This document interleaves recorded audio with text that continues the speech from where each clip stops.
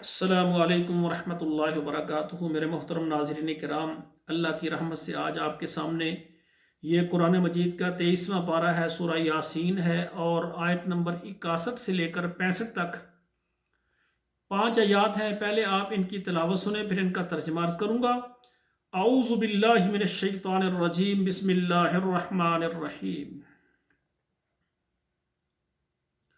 وَأَنِ اعْبُدُونِي هَذَا صِرَاطٌ مُسْتَقِيمٌ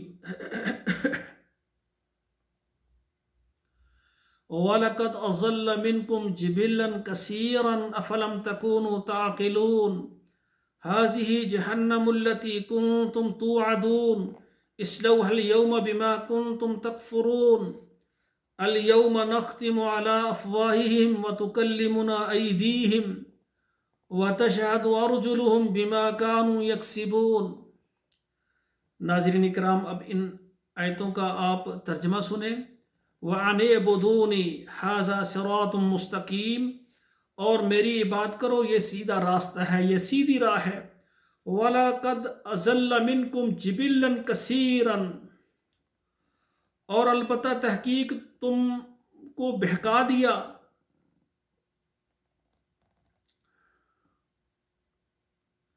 وَلَقَدْ أَضَلَّ مِنْكُمْ، تحقیق بہکا کر لے گیا تم میں سے، جِبِلًّا كَثِيرًا، بہت زیادہ مخلوق، بہت زیادہ لوگوں کو۔ أَفَلَمْ تَكُونُوا تَعْقِلُونَ، پھر تم کیوں نہیں سمجھتے۔ هَذِهِ جَهَنَّمُ الَّتِي كُنْتُمْ تُوعَدُونَ، یہ جہنم ہے جس کا تم کو وعدہ دیا گیا تھا۔ دنیا میں کہا تھا نا، میری بات نہیں مانو گے میں جہنم میں ڈالوں گا، یہ ہے وہ جہنم، دیکھو۔ اصلوها اليوم بما كنتم تکفرون، اس میں داخل ہو جاؤ آج جو تم کفر کرتے تھے۔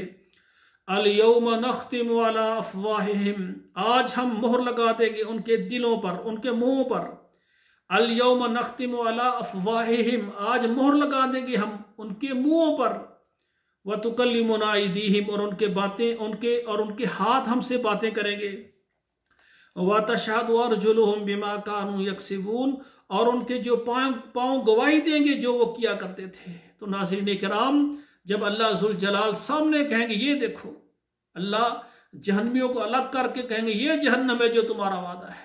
دنیا میں کہا تھا نا، شیطان کے پیچھے نہ لگنا، یہ تمہارا ظاہر کھلم کھلا دشمن ہے، تم نہیں مانتے تھے، آج آنکھوں سے دیکھو یہ ہے جہنم جس میں تم کو ڈالا جائے گا۔ اللہ کرے گا چلو اب جہنم میں، میرے ساتھ کفر کرتے رہے ہو۔ الحمدللہ، اللہ کا ہمارے اوپر کرم ہے، لاکھ لاکھ ہم شکریہ ادا نہیں کر سکتے کہ اس نے توحید جیسی نعمت عطا فرمائی۔ ہم اللہ ذوالجلال کو ماننے والے، ہم صرف ایک اللہ کی عبادت کرتے ہیں، کسی کی عبادت نہیں کرتے۔ اس رب نے ہمیں پیدا کیا، اللہ ہم تجھ سے مانگتے ہیں، اللہ کسی سے نہیں مانگتے۔ اللہ یہی دعا ہے، اللہ ساری زندگی توحید پر رہیں اور توحید کی نوکری کریں، اور جب دنیا سے تیرے پاس آئیں ہمارے نام اعمال میں شرک بدعت نہ ہو، صرف توحید ہو، اور تو کہے یہ میرے بندے ہیں جو میری وحدانیت کا اعلان کرتے رہے ہیں، میری توحید کے خادم نہ رہے ہیں، اور یہی ہمیں کافی ہے۔ اللہ ذوالجلال ہمیں عمل کرنے کی توفیق عطا فرمائے۔ والسلام علیکم ورحمۃ اللہ وبرکاتہ۔